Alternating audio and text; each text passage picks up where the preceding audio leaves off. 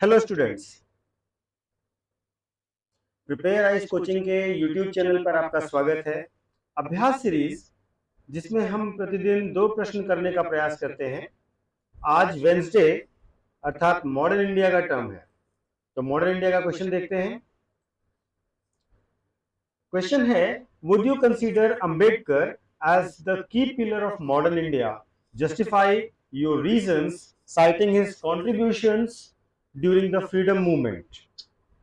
क्या आप डॉक्टर अंबेडकर को आधुनिक भारत का प्रमुख स्तंभ मानेंगे? स्वतंत्रता आंदोलन के दौरान इनके योगदान का हवाला देते हुए अपने कारणों को उचित ठहराएं।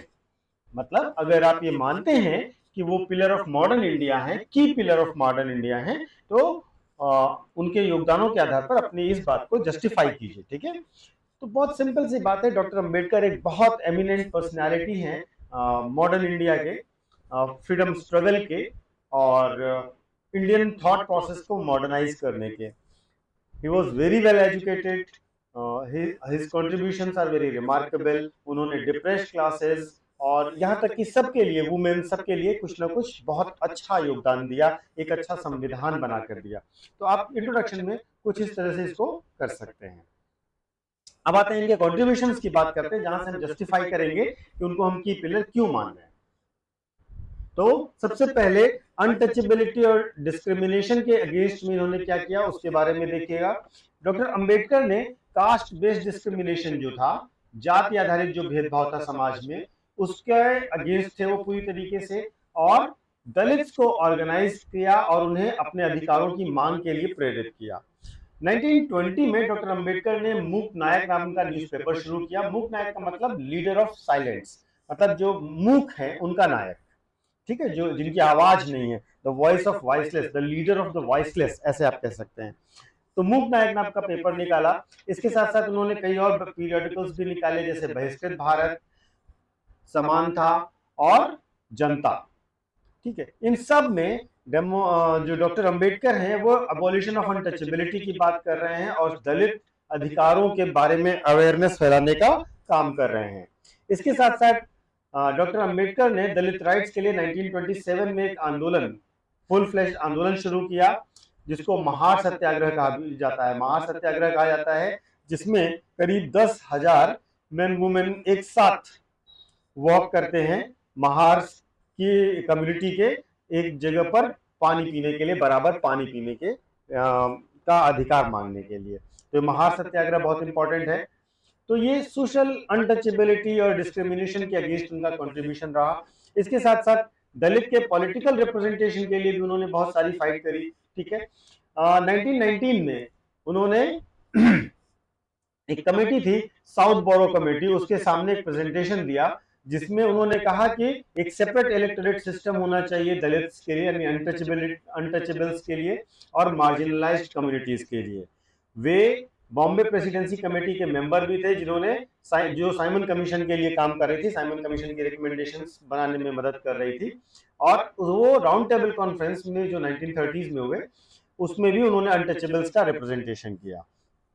इतने सारे प्रयासों के कारण सेपरेट इलेक्टोरेट्स दलित्स को देने के लिए अंग्रेजों ने मांग मान ली थी, डिप्रेस्ड क्लास और दलित्स के लिए।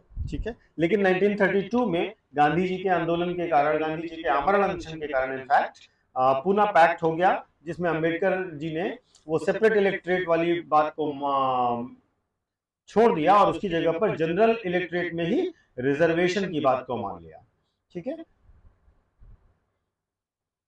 तो अगर आप देखेंगे तो ये कितने इंक्लूसिव हैं अपनी पूरी संघर्ष को, सिर्फ इसलिए कि नहीं एक महान लीडर है, उनकी बात को भी रखना जरूरी है और समाज के लिए एक इंक्लूसिवनेस होना जरूरी है। उन्होंने वो चीज जो डिप्रेस क्लासेस को मिल रही थी, उसकी जगह उन्होंने आरक्षण पर समझौता भी कर लिया गांधी जी से।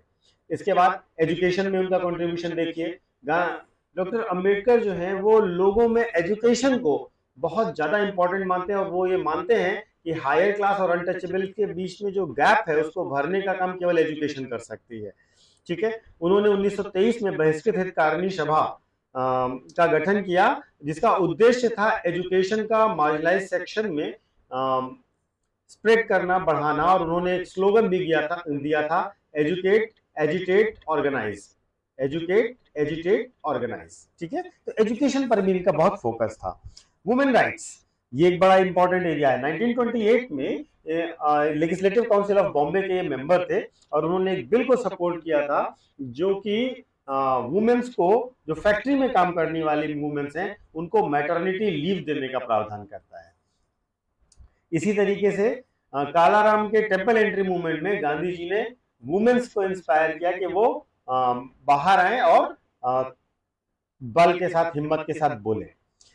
लेबर मिनिस्टर थे ये वायसराय के एग्जीक्यूटिव काउंसिल में 1942 से 46 के बीच में, और इन्होंने कई सारे ऐसे कानून पारित किए, कई सारे ऐसे विधेयक पारित किए जो कि वुमेन्स को इक्वल वेजेस, जो वर्क प्लेस है वहां पर प्रिविलेज लीव और कंपेंसेशन, इन सब पर वुमेन्स के लिए अलग से और स्पेशल लॉज को पारित करने का काम किया। तो वुमेन राइट्स के भी बहुत बड़े चैंपियन हैं डॉक्टर अंबेडकर।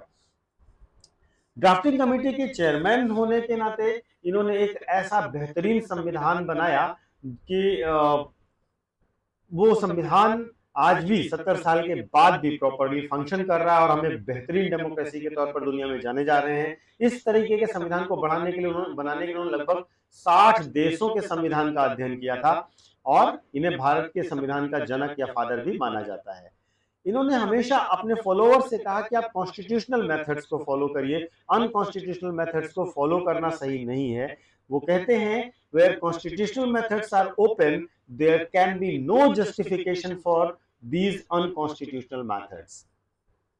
तो वो संवैधानिक और विधिक तरीकों, तौर तरीकों से ही अपने अधिकारों को पाने के लिए अपने समर्थकों को समझाते हैं।